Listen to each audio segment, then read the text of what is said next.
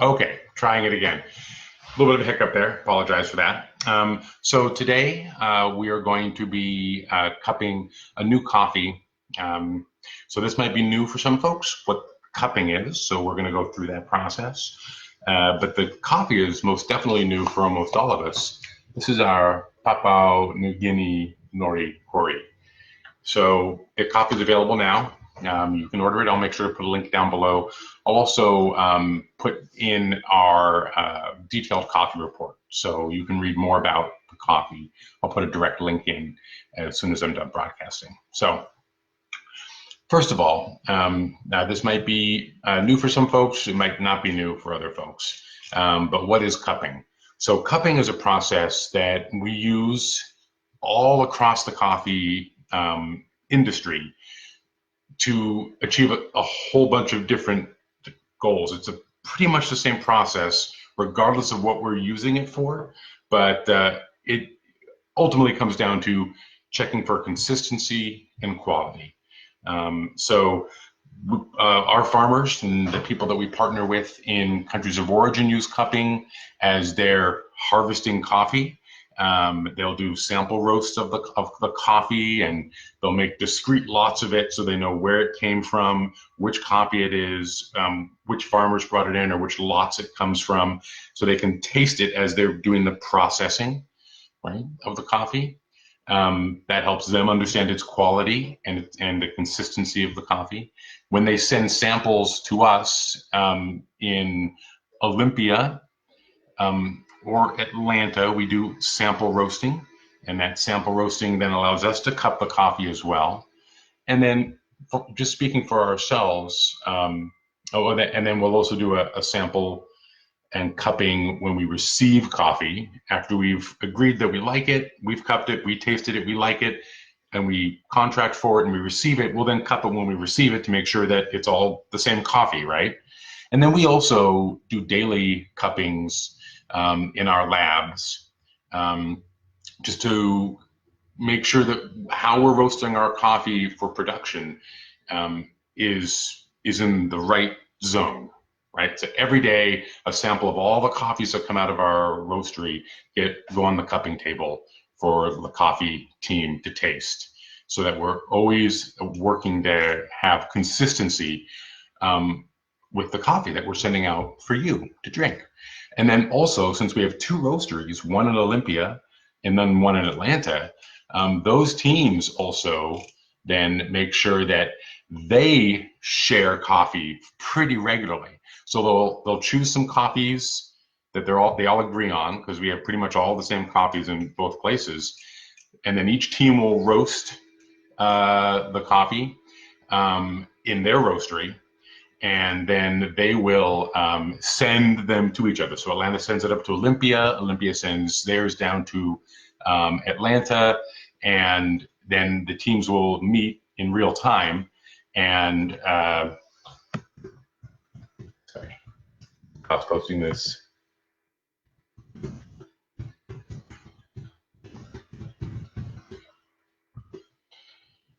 And then in real time, they'll taste them together in the cupping labs with the screens on, and talk about each team's work on the coffee, so that the coffees that are coming out of both roasteries are as close as possible. I mean, are identical, right? We want all of our customers to be really receiving the same coffee, the same profile. So that's what cupping is. What does cupping involve? Well, what we do is we have measurements of coffee, little samples, put into multiple containers, and there's a ratio that we follow. And then we go through several steps of both aroma and then taste. And the reason we have multiples is because in this bag of coffee here, there are so many little seeds, little coffee beans, what we call coffee beans. And if one of them is off, if there's a defect in it, or if when it was roasted, it had something within it that was off, that caused it to have a variation from the other beans around it. We want to be able to detect that. And if we just did one container, if we just did one little sample like this, maybe that one seed, that one bean that had a defect either from genetics or processing or from the way it reacted in roasting wouldn't have been caught in here. But if we do 3 or more, then we can compare them to each other. And so our goal in cupping is, when we go through this process, both for aroma and for later slurping, we want to be able to have them all be the same. That's the goal, is that we want the coffee to be all be the same. Now, when these are on the cupping table and all those different places where cupping is done, if one of these had a defect, if one of them tasted a little funny or didn't taste like the other two, well, then we kind of have a real kind of simple statistical analysis to go by. Now we know, like, well, perhaps it's 33% of this coffee is off. We don't know, but there's one seed showed up in one of these. So what we'll do is we'll then blow this up, and then we'll put down 10 of these little cups, and we'll start tasting them. And we, there are standards, right, that we have to accept, right? We want them all. We don't want there to be any defects. That's why we spend the time we spend working with the farmers and agronomists that we work with to have coffee that doesn't have defect. But we always have to be testing. We always have to be trying the coffee because it's an agricultural product. As you know, if you've been to these classes before, it's a big industry, and the farming, it relies on so many inputs and elements and hard work, and that mistakes happen, and then also nature happens. So that's why we're always trying the coffees. So this is the view you're going to have for a minute. So if you miss my beautiful face, I'm sorry. All right. So the first thing we do with our cupping after we've portioned it out is we're going to do what's called a dry sniff. Now remember, the majority of the experience we have, the sensual experience we have with coffee, really is about aroma. So we're going to start by smelling this coffee right now, just like it is, ground.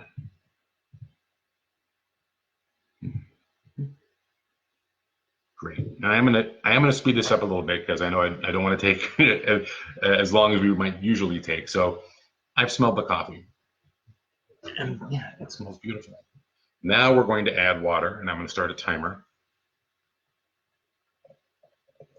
The water is going to go all the way up to the top. Water is at 200 degrees.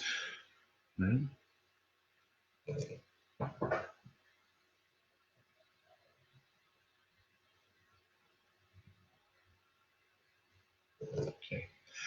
And now this is like some of the brewing methods that you've seen over the last week as we've been working through home brewing methods, right? This is a full immersion. The coffee is simply sitting here. We're going to let it sit for several minutes while the flavors extract. The next step, and we can go ahead and talk about this now, involves a spoon. And it's the second of, well, really will be the third aroma test. Now at this point, we can also come down and just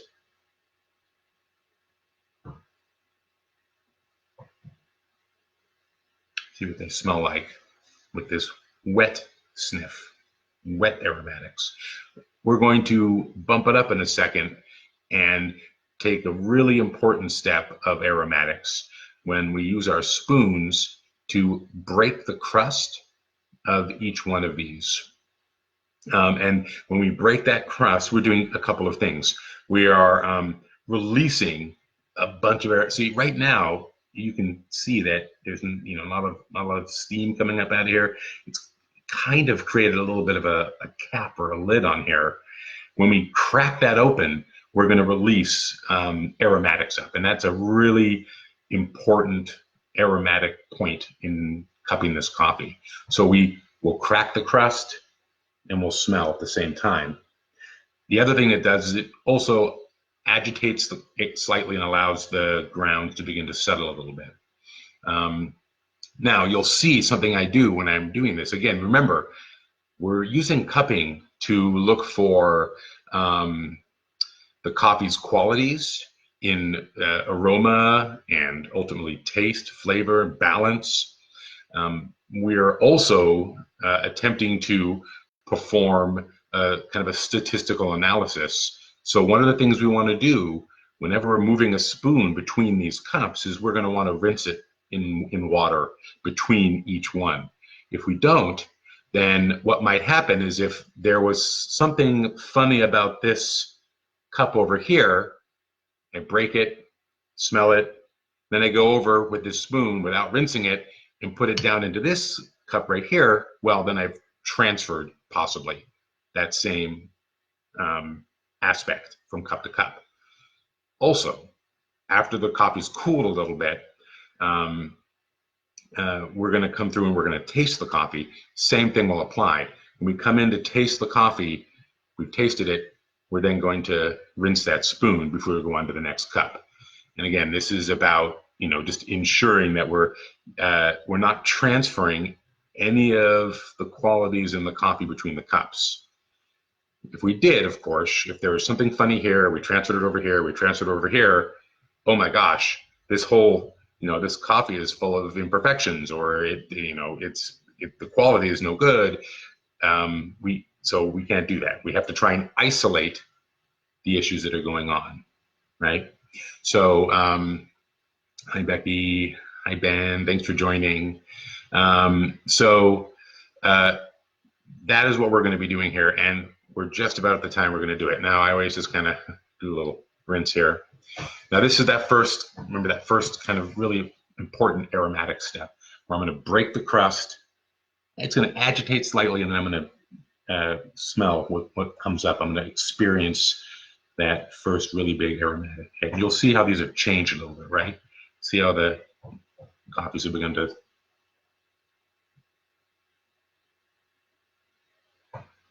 Well, you know, if you look at the descriptors on this coffee, there's definitely like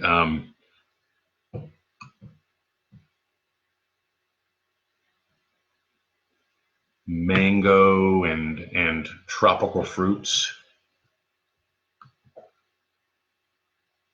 But the one that just stands out for me is this resin-like quality, the quality of I think we're calling it cedar. Really beautiful, not unusual for these coffees. And this is a combination of varietals. This coffee, it comes from Papua New Guinea. It's a combination of varietals, and so it really can be a lovely, complex cup just from a flavor standpoint. Now we've gone through and we've done this breaking of the crust and that key aromatic step. Now we're going to go through and just kind of, you know, scrape off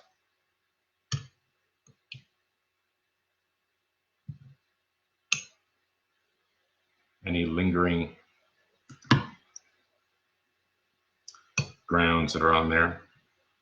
And now, usually we want to wait several minutes before we taste the coffee, and that's just to let it cool. We know that if coffee is too hot, it's, you know, it makes it harder to really taste and discern flavors. So we want to let it cool.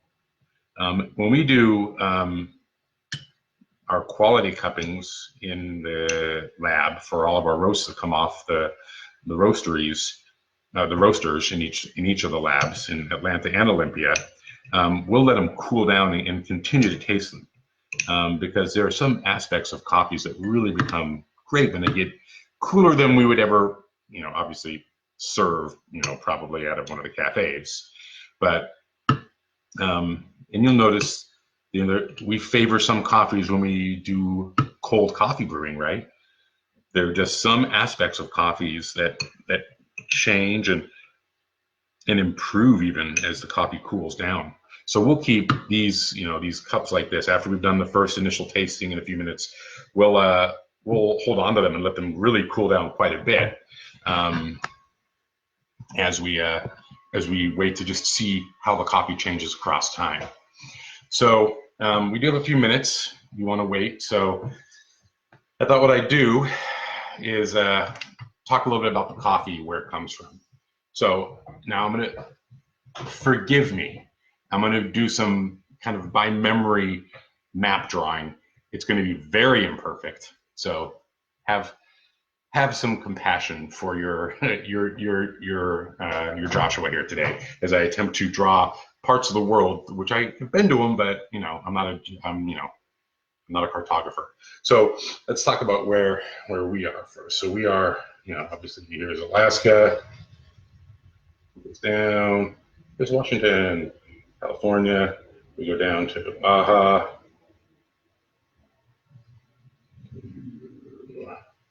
Florida. All right. There's Mexico, South America. Okay. Very close here, of course, Russia, China. There's a little dip there.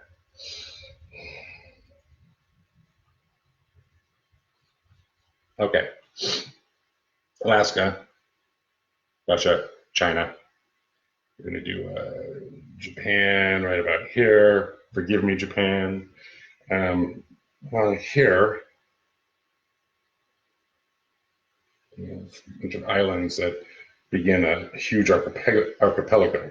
And then just as a kind of a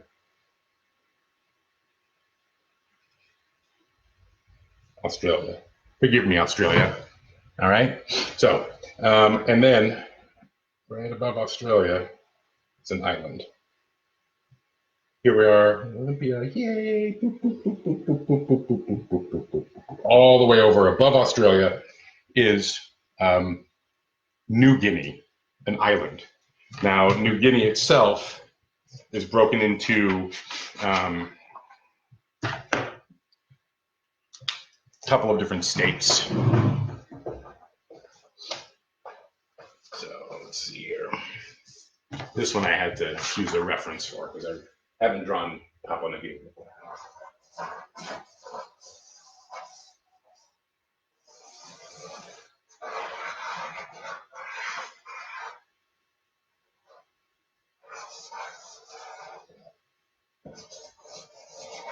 All right, Papua New Guinea. There's a line that goes down almost the center of it. Over here are as Indonesian region of West Papua and Papua. Over here is Papua New Guinea, which is I think technically called the independent state of Papua New Guinea. And where we get our coffee from, Norikori, it's right there. Okay. So, my rough attempt at a little bit of geography. So, if you look on this map here behind me, created by my son, map of the world, you'll see Australia is right there, backwards, and Papua New Guinea is right about here. Okay. Thank you, Kalev. That timer has told me that we've cooled for a little bit, so we're going to go ahead and try this coffee. How long does it sit for? Well, overall time, I believe in our lab, it's about 14 minutes. I've compressed the time. As far as steeping, 4 minutes, right? So it's 4 minutes before we crack the crust. And then usually we will wait longer in the lab so that the coffee cools significantly. But again, I'm trying not to take up all of your time today. So we've compressed the waiting time. So again, do a little rinse here. Now, you remember when you were growing up, you were told not to slurp, right? Because slurping is no good. This is the opportunity you get when you're cupping coffees and tasting them to slurp. And the reason we do it, there's a couple of reasons. One of the first, simplest ones is it continues to cool the coffee as it as it goes into your mouth, and so it cools it just a little bit more. Again, getting the coffee cooler, getting it closer to our body temperature allows us to taste it more fully and get a better sensual experience of the coffee. The second thing it does, probably more importantly, is that it spreads the coffee across your palate. You know, we have sensors all over our tongue that are taking in gustatory qualities. Remember, we talked earlier about aroma being so important. And we've done a lot of aroma. Remember, we had a dry sniff, we had a wet sniff, we cracked the crust. Now we're going to be using the other aspect, not olfactory, but gustatory. In the gustatory sense, we want to spread the coffee all the way over our palate so we can get as many different elements of it as possible.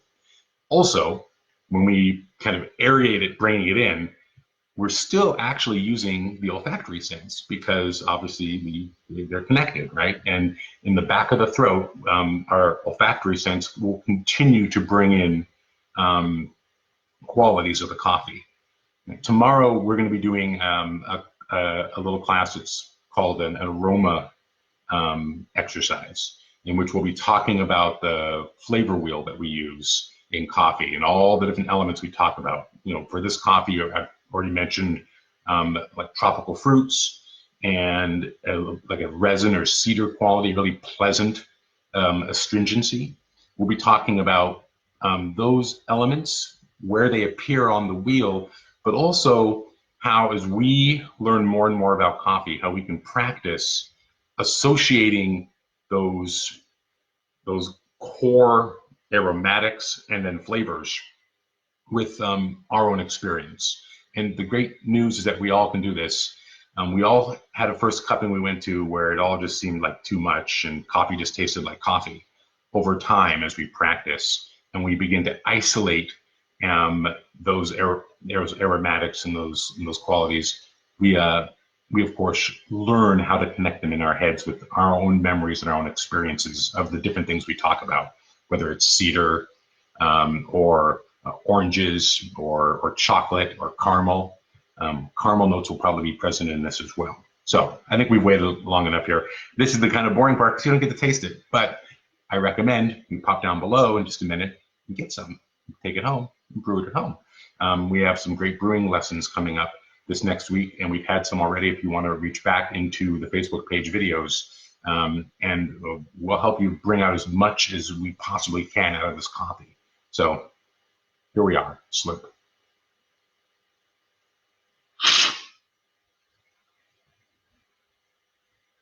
Yeah, you know, it's funny, I just mentioned the caramel.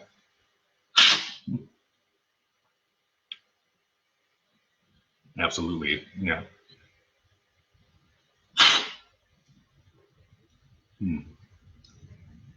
Delicious. Hey everyone, thanks for joining me today. I'm going to put links for the coffee, our Papua New Guinea Norikori, as well as the detailed coffee report down below, so you can look that over. I'd love it if you tried some, and I'll let you know, any folks who are sharing this video today, we'll go through and look at the folks who do share it, and we're going to put you into a drawing for a special gift. So please like it, share it, and by all means, let us know what you think of the coffee once you do get it, and we can talk more about it. Take care.